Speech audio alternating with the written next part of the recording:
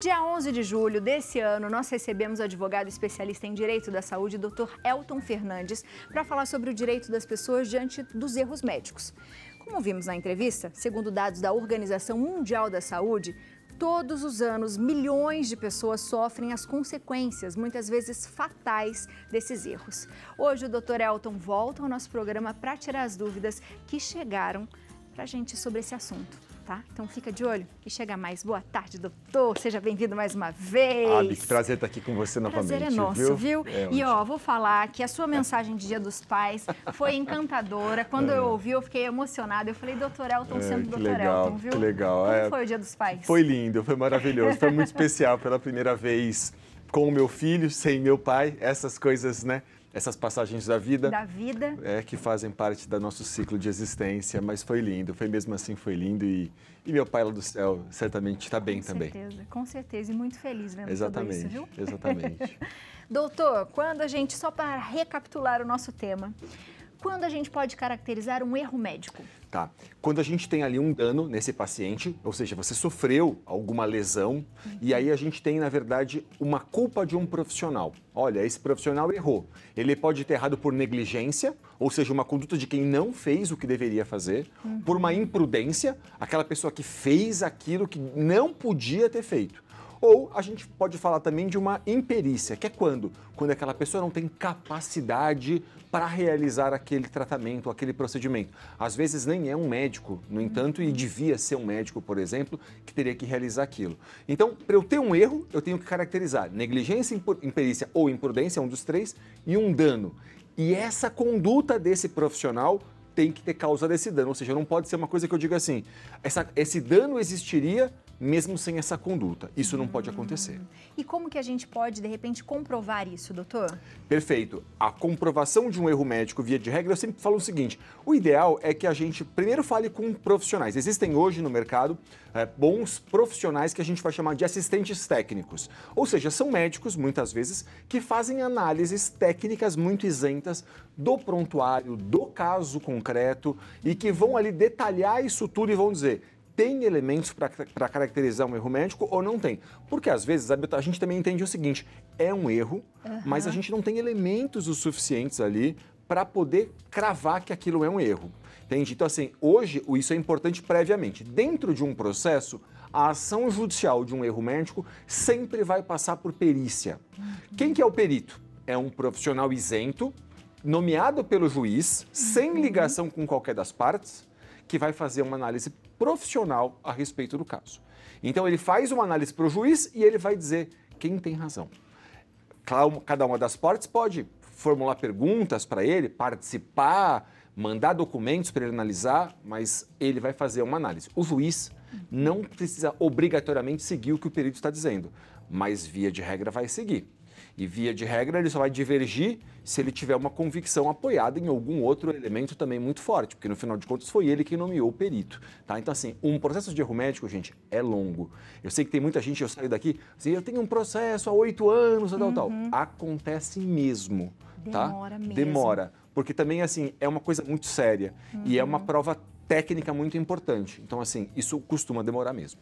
E é bom as pessoas ficarem informadas nisso, porque se é um erro, né, de um médico, por exemplo, que comete erros, de repente, de pessoas que morrem, né? Sim. E continua ainda fazendo isso, é necessário você cada vez mais falar esse tipo de informação, porque como demora esse processo, ele vai continuar agindo errado, Sim. outras pessoas podem, de repente, morrer, ou se, né, acontecer alguma coisa, se ninguém falar. Sim. E aí, como é que faz, doutor? É ético isso também? Porque, né, imagina, uma pessoa aconteceu uma cirurgia, por exemplo, plástica.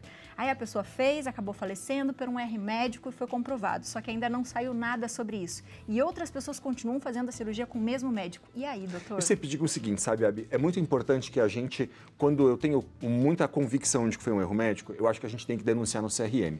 Eu tive uma situação no escritório recentemente de uma moça que jura para mim, eu acredito nela, que ela sofreu um assédio sexual de um profissional e ela diz assim para mim, doutor, mas só estava eu e o médico, como é que eu vou dizer tal? E eu disse para ela assim, olha, eu entendo que você deve fazer a denúncia, porque se mais mulheres eventualmente fizeram a mesma denúncia, ainda que elas também não tivessem prova, pode acender uma luz amarela. Opa, essa mesma conduta, esse mesmo modus operandi acontece com esse profissional. Alguma coisa aí tem. Então, às vezes, a gente não vai ter propriamente assim, como eu vou provar que aconteceu? Mas, às vezes, é importante a gente fazer a denúncia. Claro que eu sempre digo o seguinte, né? Até em respeito aos grandes médicos que estão vendo o programa também. Só erra quem faz. Eu entendo que o erro, às vezes, é inerente à condição humana. A questão é como a gente lida com esse erro. A questão é a gente assumir uma responsabilidade com esse paciente, porque tem uma pesquisa que foi feita há alguns anos atrás, não é uma pesquisa brasileira, mas é uma pesquisa muito interessante. Sabe o que essa pesquisa mostrou? Que ela foi atrás dos pacientes que processaram os médicos por erro. E ela demonstra basicamente o seguinte: os pacientes que fizeram um processo, o que eles queriam? Humanidade. Eles queriam que o profissional dissesse: desculpa, eu vou te ajudar nisso, eu tô com você, vamos lá. Ou assim, puxa, isso aconteceu, não foi por desatenção minha, mas foi porque eu acreditei que tal coisa. Enfim, empatia, humanidade. A ausência disso é que muitas vezes leva um paciente ao Poder Judiciário. A pesquisa mostra mais uma coisa, que só nos casos muito graves, é que as pessoas falavam assim: desculpa, já não me interessa. Morreu alguém, fiquei sem uma perna, fiquei sem um braço, fiquei sem um olho. Eu agora quero ser indenizado por esse erro. Fora isso, o que as pessoas querem é empatia e humanidade. Viu, minha gente? A gente tem um depoimento aqui. Vamos assistir para a gente ir para as nossas perguntas. Vamos lá.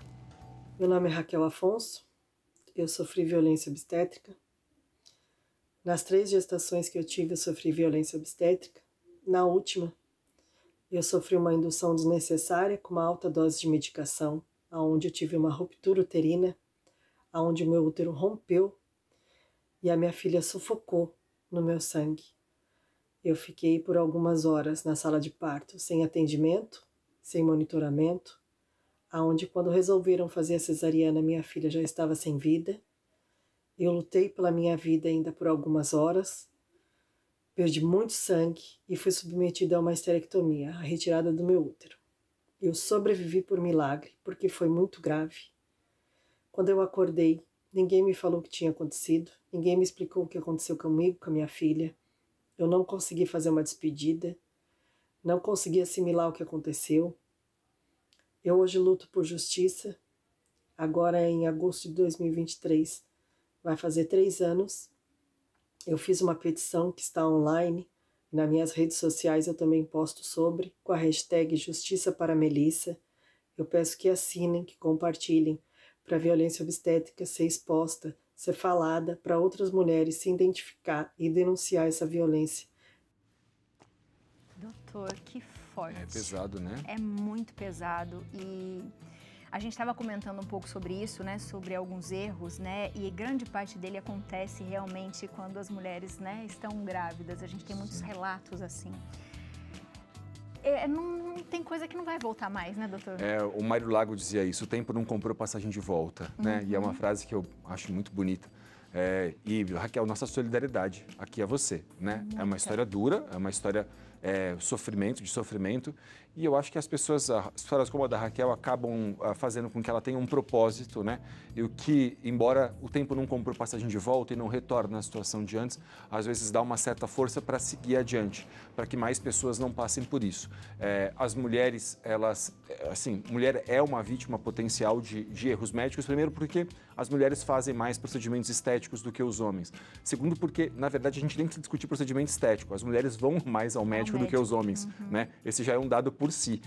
E aí, claro, ainda tem a questão obstétrica, em que muitas das vezes profissionais violentos, profissionais mal treinados, profissionais muito mal capacitados acabam lidando dessa forma. Existem N casos, por exemplo, de profissionais que estão fazendo, um médico nunca pode fazer sozinho um procedimento cirúrgico. Existem N casos que a gente sabe dentro de hospitais públicos, sobretudo, de profissionais que atuam sozinhos, sem qualquer tipo de auxílio. E aí é evidente que é um erro do profissional, mas é um erro também do sistema, da organização, né? O que não alivia para a Raquel, não alivia para aquela mulher, não alivia para aquela pessoa, porque aquela pessoa vai sofrer as consequências desse erro médico para sempre. Mas quando a gente olha para isso, a gente tem que pensar de quem é a responsabilidade para que numa eventual ação judicial a gente saiba contra quem mover esse processo. Porque, por exemplo, se foi um médico do sistema público de saúde quem cometeu erro, a responsabilidade aqui, diz a justiça, não é do médico propriamente. Ele pode ser responsabilizado, se o caso, lá no CRM, porque são esferas independentes. Mas se um médico do sistema público errou, a responsabilidade é do sistema público, ok? Diferente de um médico particular. Um médico particular, não, ele pode ser responsabilizado na pessoa física. Problema, Abi, no programa passado, eu lembro que a gente chegou a discutir, né? Um médico sofrendo 170 processos. Gente, esse profissional, no final de contas, não tem mais capacidade econômica para isso. Algumas pessoas falam assim para mim, Elton, mas esse cara não devia estar fora da profissão? E eu costumo dizer, esse cara sim, devia estar. Porque, em regra, Abi, como todo mundo pode errar na vida, eu costumo dizer assim, só os incorrigíveis e os sem nenhuma capacidade devem ser excluídos de uma profissão.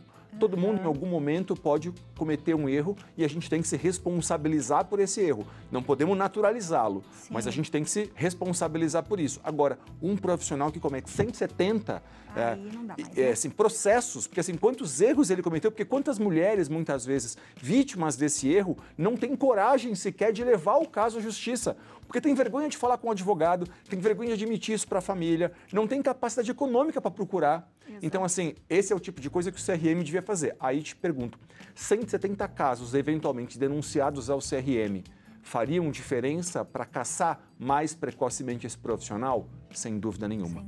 Sem dúvida nenhuma. A gente tem uma visão de fora de que o CRM é corporativista. Ao bem da verdade, o que eu consigo dizer para vocês é assim, não é todo erro médico que é propriamente um ilícito para o CRM, tá? Que é um ilícito ético. Então, assim, o CRM às vezes vai dizer, tá, houve um erro médico, é indenizável, mas do meu ponto de vista aqui tal, não tenho o que fazer porque é uma questão da justiça. Agora, um profissional que reiteradamente faz isso é um incorrigível às vezes, é um inepto, não tem capacidade. O CRM pode atuar nesses casos. Boa. Vamos para as perguntas. Vamos lá, Léo. Boa, doutor. Muito bom.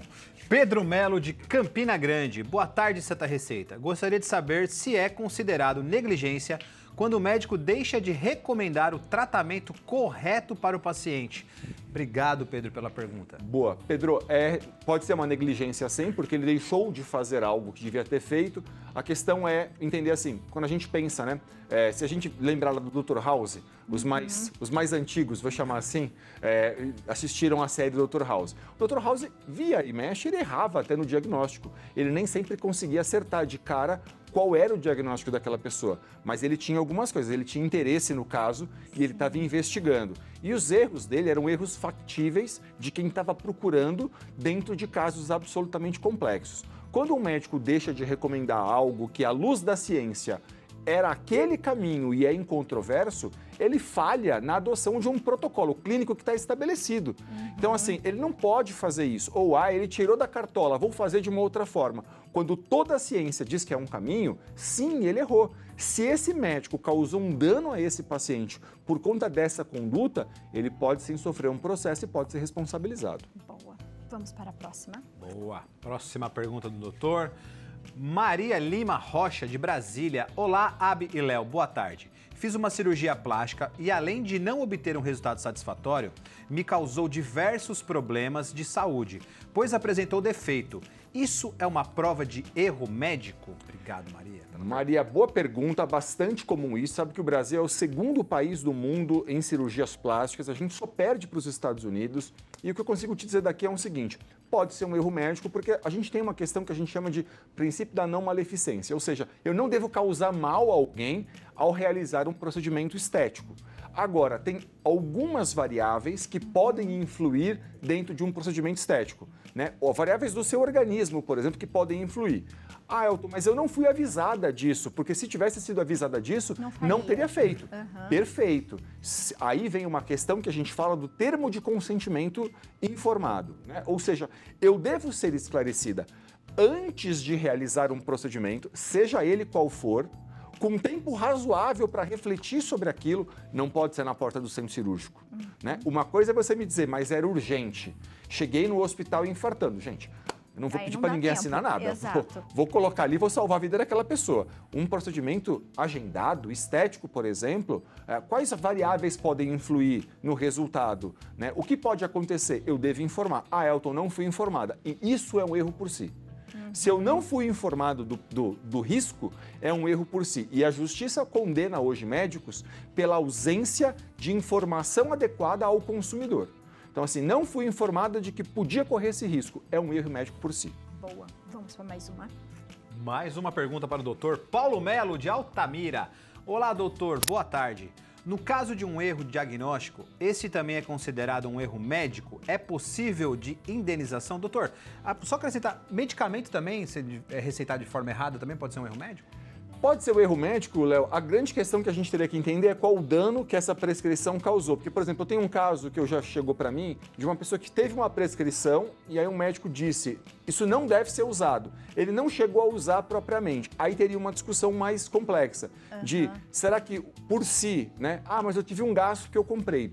Poderíamos discutir. O erro do diagnóstico, a grande questão é a gente pensar assim, se está completamente equivocado, se não faz nenhum sentido, por exemplo, tem casos em que a justiça tem condenado porque diagnostica-se um paciente com HIV com um exame laboratorial absolutamente equivocado.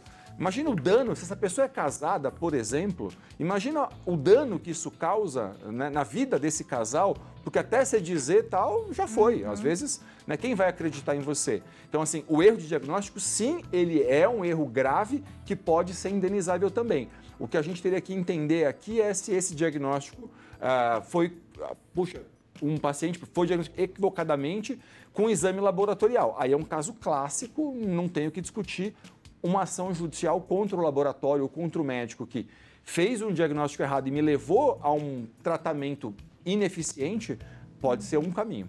Diferente de um remédio que, por exemplo, pode ter dado uma alergia e aí acontece quase nunca, aí você reporta ao seu médico, ele fala, pare agora, suspenda o uso. Aí é diferente, né, doutor? Sem dúvida, diferente. Porque essas intercorrências de usei um medicamento e tal, às vezes a própria bula, tem uma brincadeira que quem lê bula não toma remédio, né?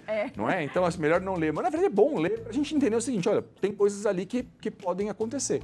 O importante é manter uma relação de confiança com o médico e estabelecer uma relação de proximidade. E aos médicos, vocês sempre digam o seguinte, errou, humanidade, empatia, se coloque naquele lugar e vamos tentar corrigir. Porque os casos que chegam à justiça ou geralmente são muito graves ou falhou mesmo nessa relação médico-paciente. Nessa comunicação, né? E as pessoas já estão frágeis, é só o que ela quer, né?